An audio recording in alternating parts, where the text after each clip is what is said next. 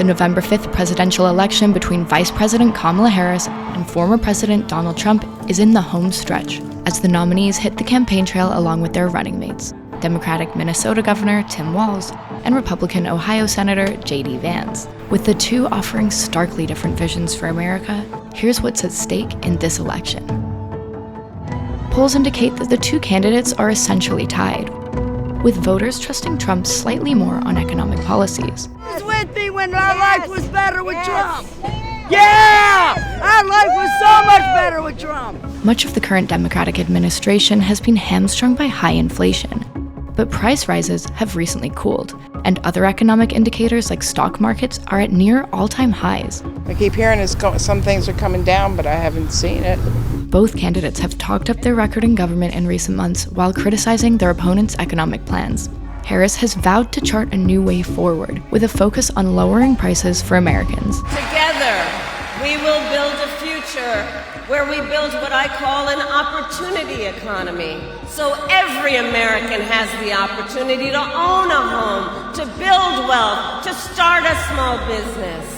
She's promised tax cuts for 100 million Americans, while raising taxes on the richest and to bring down housing prices. While Trump has regularly vowed to eliminate inflation. Starting on day one, we will end inflation and make America affordable again. The former president has also vowed a 10 to 20% tariff on imports and a 60% rate on Chinese goods. The Republicans' protectionist economic message has focused on riling his largely white, working-class supporters by demonizing immigrants. The explosive issue of migration is what Trump hopes will help him win in November. And you want Kamala? She opened the border? The U.S. government has struggled to manage its southern border with Mexico for years. Now the former president is doubling down on harsh rhetoric, accusing migrants of poisoning American blood. We are going to start the largest mass deportation in the history of our country because we have no choice. It's not sustainable. Polls show immigration remains a major vulnerability for Harris, with border crossings having risen to record highs at the end of 2023 under President Joe Biden. I reject the false choice that suggests we must either choose between securing our border or creating a system of immigration that is safe, orderly, and humane. We can and we must do both. Not only could the election have an impact on immigration, but also the fate of women's reproductive freedoms.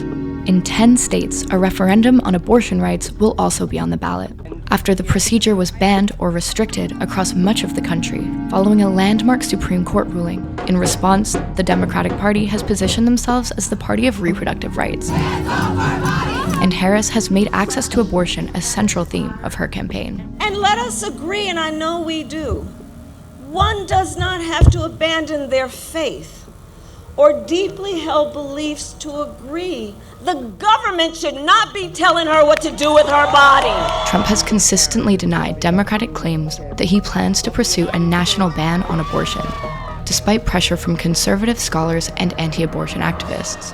At the end of the day, this is all about the will of the people. You must follow your heart or, in many cases, your religion or your faith.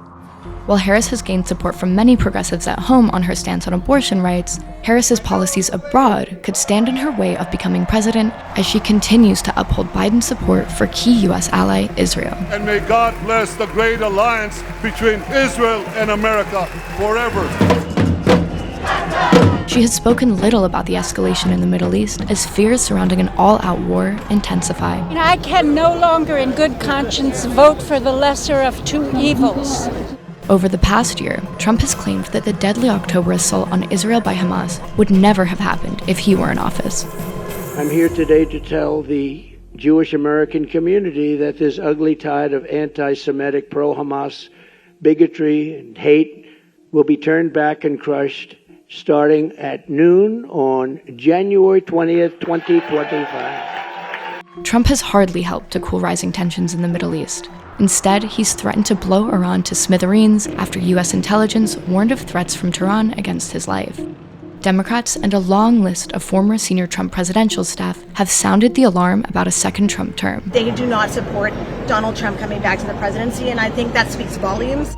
Some have warned of a repeat of the chaos that followed the 2020 election if he doesn't win this time around. Of course there'll be a peaceful transfer, and there was last time, and there'll be a peaceful transfer. I just hope we're going to have honest elections, that's all, okay? When we fight, we win! Fight, fight, fight.